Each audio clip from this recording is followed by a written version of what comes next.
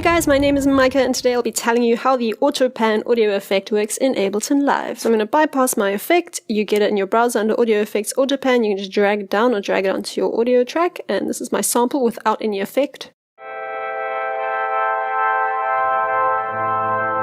So now if I want this sample to stick out in the mix a little bit, you can add some kind of stereo width movement to it. And that's where this Auto Pan is really great. So I'm going to just drag in a new one because that one had funny presets. So as I play, I'm going to change these knobs and then explain to you afterwards what they've done.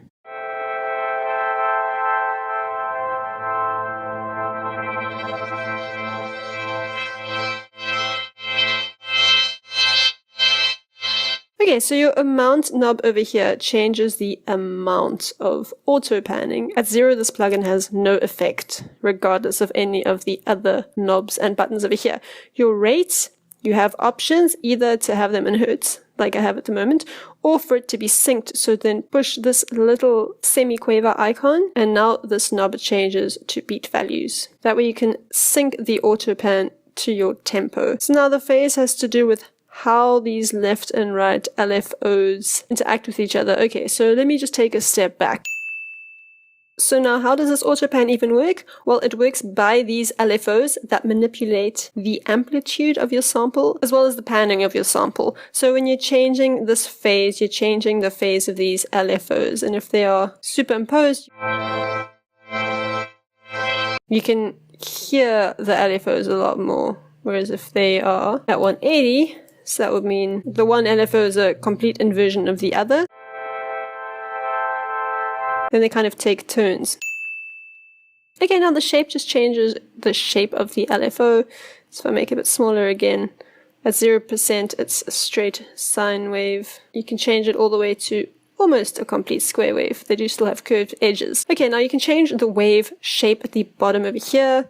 Let's take this down again. You can have these sawtooth, you can have this triangle wave, as well as this kind of randomy type wave. And this shape over here takes this base shape that you've chosen and just manipulates it a little bit. Okay, now this offset is only available in your sync mode. If I change this back to hertz, you don't get offset, you get these two other weird icons. I'll tell you about those now. But now the offset just basically changes the starting point of the LFO, so where in the phase it starts, as you can see. And if I'm in hertz, these two buttons over here, this is your LFO stereo mode, and here you can change between phase and spin. So now if I go to the bottom one, you see that this knob changes to spin, and you're actually detuning the two LFO speeds relative to each other.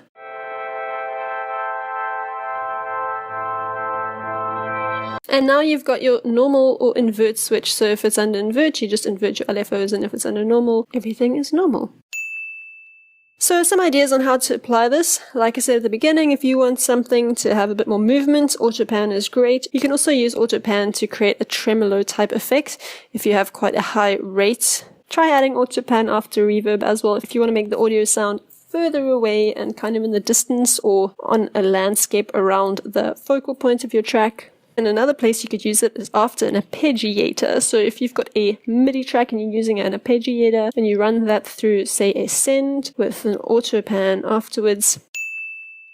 So here I've got a MIDI track with some chords. I've got an arpeggiator over here. If you don't know how to use arpeggiators, you can check out this video over here in the little iCard, which teaches you quickly how to use it. And I've routed this to my send A over here, which has an auto pan and a bit of reverb. This is what it sounds like without, and I'll just activate it while it's playing.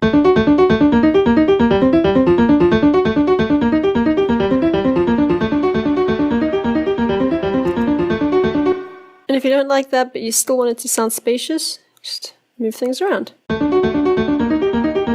Can you see how big a difference that makes whether your auto pan is before or after reverb? So never be afraid to try again if something isn't quite working the way you want it. Alright guys, thanks for watching. If you guys are interested in these, I'm going through every single audio effect in Ableton Live, so hit subscribe and don't miss out. And above all, guys, please actually use this information. Don't just watch this video and then be like, okay, cool, I know this now. No, use it, play around with it, make some music, and yeah, have some fun. Hopefully I will see you guys in the next one.